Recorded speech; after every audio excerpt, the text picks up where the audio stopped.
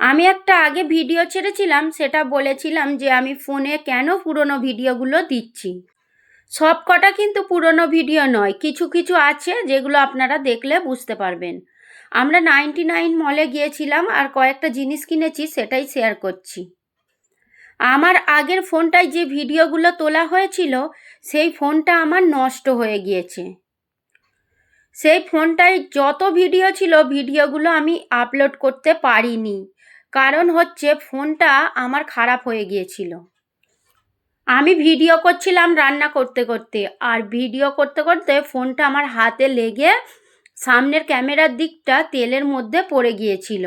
ওই জন্য আমার সামনের ক্যামেরা, তারপরে ফোনের ভিতরেও তেল ঢুকে গিয়েছিল, ফোনটা একদমই খারাপ হয়ে গিয়েছিল। ফোনটা একদম কাজ করছিল না, তাই জন্য আমি ভিডিওগুলো দিতে পারিনি। আর এরপরে আমি এখন যে ফোনটায় ভয়েস ওভার দিচ্ছি, এই ফোনটা আমি নতুন কিনেছি, সেটা আর কি চেঞ্জ করে নিয়েছি। তো এখন ভিডিওগুলো আমি আপনাদের সঙ্গে আপলোড করছি। ফোনটা চেঞ্জ করার পর কেন 5 দিন ভিডিও দিইনি, পরের ভিডিওই বলছি।